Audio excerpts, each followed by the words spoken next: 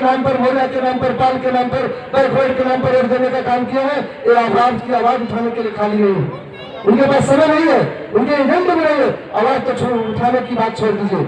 मैं आप लोगों के बीच में जनतंत्र में जनता जनार्दन हूँ, सत्य में शक्ति होती है, आप लोग पंच परमेश्वर है। मैं आप लोगों से कहना चाहता हूँ कि ये लोग जो वकील बिंद को शहीद का दर्जा दिलाने के लिए, फूलन देवी हत्याकांड की सीबीआई जांच कराने के लिए और गरीबों के निःशुल्क शिक्षा के लिए, आपके आज युवाओं और महिलाओं को रोजगार दिलाने के लिए आवाज नहीं उठा सकते हुए छात्रवृत्ति में कटौती कर दी गई, इसमें ये लोग नहीं बोल सकता है। तो ऐसे घूमा बारा विधायक, सांसद, मुख्यमंत्री बना करके क्या करोगे आप लोग? धिक्कार खोल के ऐसे लोगों से कहो, अरे भाई वोट लेने की बात आती है, बिंद बनते हो, मौर्य बनते हो, पाल बनते हो, लोधी बनते हो, चौहान बनते हो, पटेल बनते हो। अनुप्रिया पटेल जी भी सांसद हैं, आज वो भी सत्ता में है, उनकी पार्टी का गठबंधन है बीजेपी से। क्यों नहीं जबरदस्त मजबूती के साथ इस बात को गंभीरता से उठाते कि आप आरक्षण दीजिए, नहीं तो हम समर्थन वापस लेंगे, हम हटेंगे आपके साथ से, हमारा आपसे कोई समझौता नहीं होगा। हमारा समझौता उन कमजोर वर्ग के लोगों से होगा जिनके लिए हम लोग लड़ रहे हैं। लेकिन सभी लोग स्वार्थ में, लालच में और केवल व्यक्तिगत रूप से वो लोग दौलत का मीनार खड़ा कर रहे हैं। रुपये का केवल अंबार लगाने के लोगों की हवस है, आपके लिए आवाज उठाने की हवस नहीं है। प्रेमचंद भी यदि लोगों की तरह से मल्ले एमपी मिनिस्टर बनना चाहते तो कब का बन चुके होते। 2014 में इस देश के जो पूर्व गृहमंत्री रहे राजनाथ सिंह जी राष्ट्रीय अध्यक्ष थे, दिल्ली में हमसे फेस टू फेस बात हुई थी कार्यालय में। उन्होंने कहा बिंद जी आप हमारे सिंबल से लड़िए। बीजेपी के जो वोटर है, जब कमल का फूल का सिंबल रहता है तभी वो तैयार होते हैं, आप अपने सिंबल से लड़ेंगे तो नहीं, ठीक है। हमने कहा हम आपके सिंबल से नहीं लड़ेंगे, आप गठबंधन करिए, गठबंधन में सुन दीजिए। इसी विधानसभा के चुनाव में, फिर लोकसभा के चुनाव में बीजेपी, सपा, बसपा, कांग्रेस तमाम लोगों से बातें हुई। हर लोग गठबंधन के लिए पहले बुलाते थे बात करने के लिए, वहां जाने पर कहते थे अरे बिंद जी हमारे हाथी से लड़ जाइए, कोई करा। यही चुनाव चल रहा था उपचुनाव का। मायावती जी का संदेश आया था कि प्रेमचंद बिंद को हम 2014 में लोकसभा में दे देंगे, उनके एक साथियों को भी दे देंगे। हमने कहा पूछे भाई बांदी से को कैसे दे देंगे? उन्होंने कहा हाथी से। हमने कहा नहीं मंजूर है। प्रगतिशील मानव समाज पार्टी गठबंधन बसपा से कर सकती है, सपा से कर सकती है, भाजपा से कर सकती है, कांग्रेस से कर सकती है, एजेंडा के आधार पर भागीदारी के हिसाब से। हमें आरक्षण चाहिए, हमें अधिकार चाहिए, सत्ता में भागीदारी चाहिए और एक झंडे के साथ गठबंधन होना चाहिए, न कि हम आपके कमल से लड़ जाए, हाथी से लड़ जाए, पंजा से लड़ जाए, फूल से लड़ जाए, साइकिल से लड़ जाए। ये प्रेमचंद बिंद कभी नहीं कर सकते। तो इसलिए मैं आप लोगों से कहना चाहता हूँ, कभी कभी आप लोगों का रवैया देख करके हम लोगों का भी दिल टूट जाता है, घबरा जाते हैं, नर्वस हो जाते हैं कि कैसे ही समाज का बेड़ा पार होगा। ये लोग बात को समझ नहीं पा रहे हैं। तो मैं आप लोगों से कहना चाहता हूँ कि मैं आप लोगों से निवेदन करता हूँ, आग्रह करता हूँ कि आप लोग मजबूती के साथ साथ दीजिए। आने वाला समय आपका होगा, आपके बच्चों की तकदीर में तस्वीर भी हम चमका करके रखेंगे। ये हमारे पास फार्मूला है, ये एजेंडा है, ये सिस्टम है, ये विचारधारा है, ये प्रोग्राम है। अब आगे हम थोड़ा लक्ष्य निर्धारित करना चाहते हैं। हम आपसे उम्मीद क्या करते हैं, क्या हम आज मुख्य निवेदन आपसे करने के लिए आए हुए हैं और मेरा लक्ष्य क्या है 2022 के लिए? देखो, सत्ता और सरकार किसी के बाप की बटौती नहीं है, न किसी के नाम से कोई लिखा पढ़ी रजिस्ट्री या पैनामा है। ये वोट की लड़ाई है। लोकतंत्र में पार्टी बड़ी और छोटी होती है वोट पाने से। जो पार्टी ज्यादा वोट पाएगी वो बड़ी पार्टी होगी, जो पार्टी कम वोट पाएगी छोटी पार्टी होगी। ये किसके हाथ में है बताइए? वोटर के हाथ में है कि नहीं है ना? तो बड़ी पार्टी और छोटी पार्टी करने वाले कौन है? भारत में की सबसे पुरानी पार्टी 1885 की बनी, जो कांग्रेस एक संगठन बना था, आजादी दिलाने के लिए मूवमेंट था, जिसके बायोलॉजी में लिखा गया था कि जिस दिन भारत में आजादी आ जाएगी, जिस दिन भारत के लोग स्वतंत्र हो जाएंगे, ये कांग्रेस को भंग कर दिया जाएगा।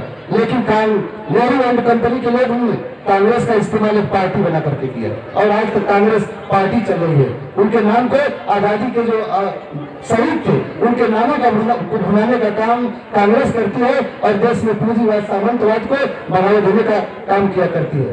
तो इसी तरह से आज जो भी ये तमाम पार्टियां हैं, इन्होंने आपको छलने का काम किया है, धोखा देने का काम किया है। उनकी कथनी और करनी में जमीन आसमान का अंतर रहा है और यदि उनकी कथनी और करनी में अंतर नहीं होता, नारे उन्होंने अच्छे दिए, सामाजिक न्याय का किसने किया? किसी ने सामाजिक परिवर्तन, आर्थिक मुक्ति का दिया, किसी ने गरीबी मिटाने की बात किया, किसी ने कहा कि सबका साथ सबका विकास, सबका विश्वास अच्छे दिलाएंगे। नारों की कमी है, बहुत अच्छे अच्छे लोगों ने नारे दिए, लेकिन उस पर काम नहीं किया गया है। अब बहुत ज्यादा ढेर सारे अच्छे नारे देने की जरूरत नहीं है।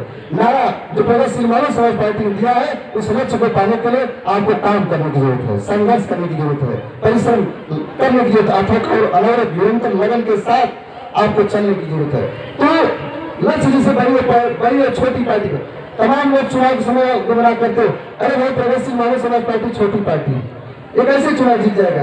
प्रगतिशील मानव समाज पार्टी वाले के पास पैसा नहीं है, फला प्रत्याशी के पास बहुत पैसा है, फला प्रत्याशी बहुत रंगबाज है, उसके सामने वो लोग कैसे जीत सकते हैं? लेकिन मैं आपके सामने एक उदाहरण देना चाहता हूँ। भारत की सबसे पुरानी और सबसे बड़ी पार्टी कांग्रेस आज उत्तर प्रदेश में अंतिम सांसें गिन रही है। गिन रही मैं बताऊं, कभी 400 विधायक जिताने वाली पार्टी 425 में एक जमाना था कि 400 सीट जीतने वाली कांग्रेस आज 60 पर आ गई। आ गई कि नहीं बताओ?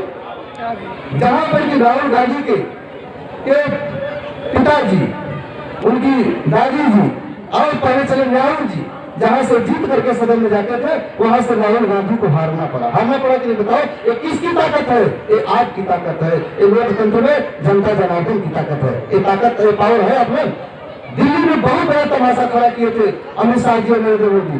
वहां पर 1.5 लाख RSS के कार्यकर्ता, बजरंग दल, विश्व हिंदू परिषद, दुर्गा वाहिनी, तमाम दुनिया भर का तमाशा वहां पर खड़ा किया गया, तमाम बातें भी भड़काई बोला गया, लेकिन वहां की धन जनता जनार्दन ने उन्होंने कहा बात पर नहीं काम पर वोटिंग करेंगे और केजरीवाल को जिता दिया और झाड़ू से सबको बटोर दिया। बटोरा कि नहीं बताओ? बटोर दिया। तो इसलिए मैं आप लोगों से कहना चाहता हूँ कि प्रगतिशील मानव समाज पार्टी लोकतंत्र में विश्वास करती है। आप लोगों के सामने हमने कांग्रेस को उदाहरण दिया और आज के सामने हमें अरविंद केजरीवाल आम आदमी पार्टी गुजार दिया, तो एक लक्ष्य हम भी छोटा साहब के सामने रखते हैं। दिल्ली में तो आम आदमी पार्टी ने भाजपा कांग्रेस को हराया नहीं, बल्कि मिट्टी में मिला दिया। मिला दिया कि नहीं बताओ? मिला दिया ना।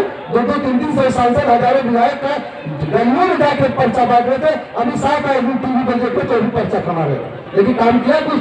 ये लोकतंत्र में है, ये जनता है।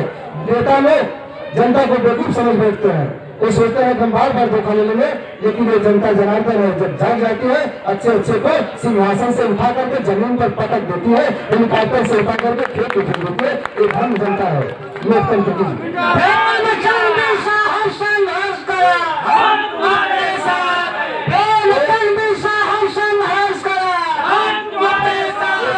मानव समाज पार्टी का जो मिशन है, और मैं दूसरे पार्टी से क्यों नहीं लड़ा?